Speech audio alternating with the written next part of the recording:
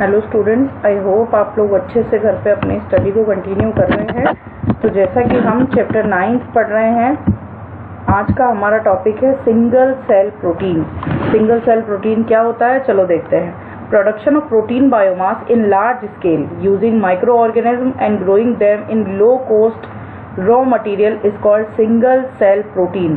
क्या करना है, प्रोडक्शन करना है किसका, प्रोटीन बायोमास का, लार्ज स्केल पे, किन्हें यूज करके, माइक्रो ऑर्गेनिज्म को यूज करके, यानी ऐसी माइक्रो ऑर्गेनिज्म डेवलप करनी है जिनमें की प्रोटीन कंटेंट बहुत ज्यादा हो।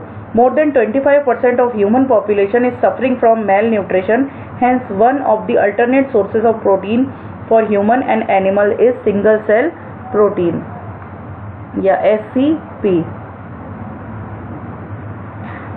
Microbes like spirulina grow on waste from potato processing plants, straw, molasses, animal manure and even sewage to produce large quantity and can serve as food rich in protein, mineral, fat, carbohydrate and vitamins। Spirulina जो microbe है वो क्या करता है, waste पे grow करता है। तो जब वो ग्रो करता है और उसे एज अ फूड सर्व किया जाए तो उसके अंदर रिच कंटेंट होता है प्रोटीन का, मिनरल्स का, फैट का, कार्बोहाइड्रेट का और विटामिन का। 250 kilo cow produces 200 gram of protein per day. एक 250 किलो की जो गाय होती है या काउ होती है वो क्या करती है, 200 gram protein per day produce करती है या बनाती है।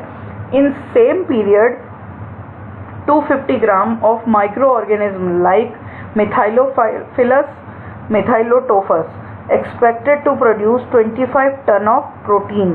इसी तरह से 250 ग्राम जो माइक्रो ऑर्गेनिज्म है वो कितना एक्सपेक्टेड है, ये ऑर्गेनिज्म का एग्जांपल दे रखा है, मिथाइलोफिलस, मिथाइलोटोफस। ये क्या करता है, 25 टन प्रोटीन को प्रोड्यूस करता है। वो काउ कितना करती है, 250 किलो की होने के बावजूद भी वो 200 ग्राम प्रोड्यूस करती है, लेकिन 250 ग्राम का होने के बावजूद भी 25 टन प्रोटीन प्रोड्यूस करते हैं कौन, माइक्रो ऑर्गेनिज्म। इसीलिए ये सिंगल सेल प्रोटीन का मेथड यूज किया जा रहा है आजकल। Tissue culture, the method of growing a plant cell tissue and और an organ in an artificial nutrient medium under aseptic condition provided with control condition of light and temperature। Tissue culture क्या होता है, ऐसा method है जिससे कि किसी plant cell को, टिश्यू को और ऑर्गन को, तीनों को आर्टिफिशियली न्यूट्रिएंट मीडियम पे अंडर एनवायरमेंटल की, लाइट की और टेम्परेचर की कंडीशंस को फिक्स करके ग्रो करवाया जा सकता है। Whole plant can be generated from explant.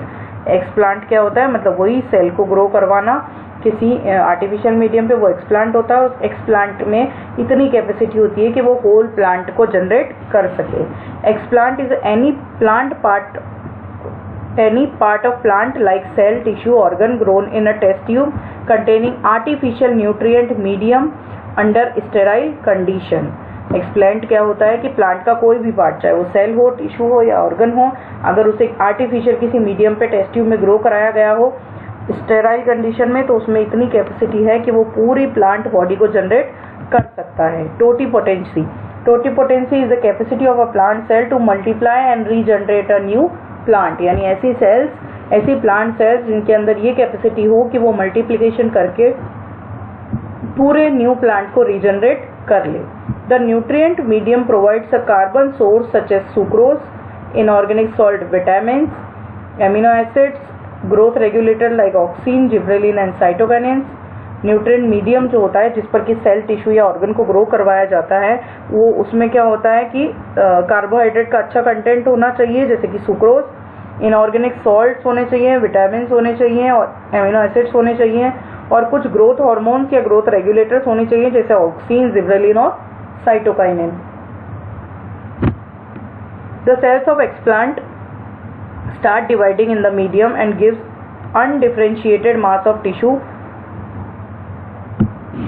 क्या करती हैं जो सेल्स हैं, एक्सप्लांट की जो सेल्स है वो डिवाइड होना स्टार्ट करती हैं और क्या करती हैं, अनडिफरेंशिएटेड मास ऑफ टिश्यू को जनरेट करती हैं। The callus later give rose to embryoids called somatic embryoids which generate into new plants. ये जो है, ये जो सेल्स ऑफ एक्सप्लांट जिन्होंने डिवाइड होकर अनडिफरेंशिएटेड मास ऑफ टिश्यू बनाया है, इसे कहेंगे कॉल्ड कैलस। इसे कैलस कहा जाता है। ये जो कैलस होता है फिर लेटर क्या करता है, एम्ब्रियोइड्स बनाता है कुछ, और उन एम्ब्रियोइड्स को ही क्या कहा जाता है, सोमेटिक एम्ब्रियोइड्स, जो कि न्यू प्लांट्स को जनरेट करते हैं। The method of production of thousand of plants through tissue culture is called micro propagation. इस टिश्यू कल्चर टेक्निक से बहुत सारे प्लांट्स को जनरेट करना जो मेथड है उसे क्या कहा जाता है, micro propagation. Plants grown by micropropagation are genetically identical called somacolon। जो प्लांट्स इस मेथड टिश्यू कल्चर या माइक्रो प्रोपेगेशन के थ्रू डेवलप किए जाते हैं वो क्या होते हैं, वो आइडेंटिकली सिमिलर होते हैं या जेनेटिकली सिमिलर होते हैं। तो उन्हें क्या कहा जाता है, somaclones, because they are produced by somatic cells. क्योंकि वो रिप्रोडक्टिव सेल्स से नहीं बनते, वो कौन सी सेल्स से बनते हैं, सोमेटिक सेल्स से। अब सोमेटिक सेल्स क्या होती है, हमारी बॉडी में 2 टाइप्स की सेल्स होती हैं, सोमेटिक सेल्स और रिप्रोडक्टिव सेल्स। सोमेटिक सेल्स वो सेल्स होती है जो हमारी बॉडी की जनरल सेल्स होती है, और रिप्रोडक्टिव सेल्स के बारे में आप सब जानते हैं कि स्पर्म और ओवम सारे दोनों क्या हैं, reproductive cells. Importance of tissue culture: large number of plants from small and single cell can be produced in short duration। बहुत सारे प्लांट जो है वो कम ड्यूरेशन में जनरेट किए जा सकते हैं। Many important plants like tomato, apple, banana have been developed by tissue culture। Tissue culture के थ्रू टोमेटो, एप्पल और बनाना जैसे कई प्लांट्स को डेवलप किया जा चुका है। Production of disease free varieties through meristem culture. Tissue culture के थ्रू ये डिजीज फ्री वेराइटीज को भी डेवलप किया जा रहा है।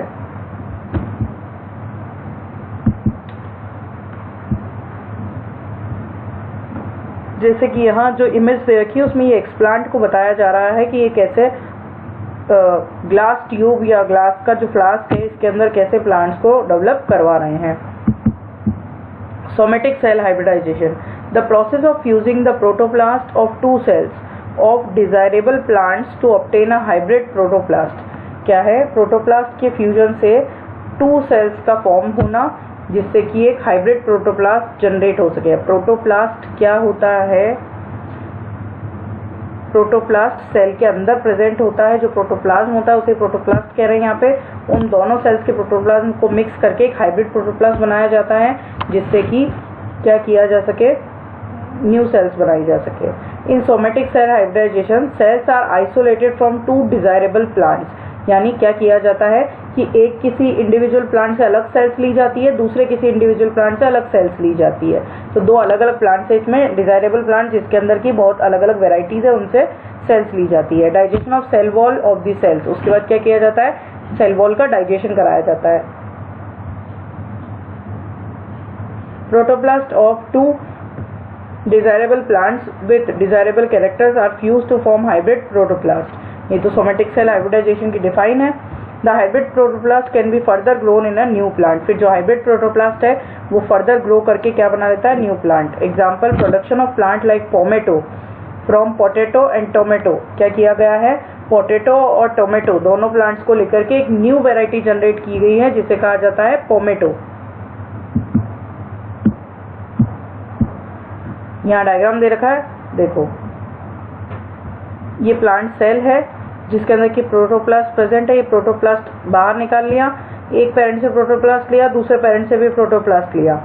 उसके बाद क्या किया गया, दोनों को फ्यूज करवाया, पेरेंटल सेल्स का फ्यूजन हुआ। फ्यूजन के बाद उनके पहले साइटोप्लाज्म का फ्यूजन हुआ, फिर न्यूक्लियाई का फ्यूजन हुआ और फिर एक न्यू सेल बनी जिसे क्या कहा गया, हाइब्रिड प्रोटोप्लास्ट। प्रोटोप्लास्ट एक सेल ही है जिसके अंदर की सारा प्रोटोप्लाज्म फिल हो रखा है। वो तो प्रोटोप्लाज्म जो है वो अलग अलग प्लांट से लेकर के सेल और उनको मिक्स कर करके फिर क्या होता है, मिक्स करने के बाद एक हाइब्रिड बनता है जिसे हाइब्रिड प्रोटोप्लास्ट कहा जा सकता है। और फिर ये जो हाइब्रिड प्रोटोप्लास्ट है ये ग्रो होकर के एक न्यू प्लांट को जनरेट करने की कैपेसिटी रखता है, क्योंकि ये जो सेल्स है ये अनडिफरेंशिएटली या फिर अनस्टॉपेबल, डिवाइड करती है कंटिन्यूसली और डिवाइड करके पूरी प्लांट बॉडी को जनरेट करने की कैपेसिटी इस सेल में होती है, जो कि इस हाइब्रिडाइजेशन के थ्रू बनाई जाती है। तो यही आपका चैप्टर होता है फिनिश। नेक्स्ट क्लास में हम नेक्स्ट चैप्टर स्टार्ट करेंगे।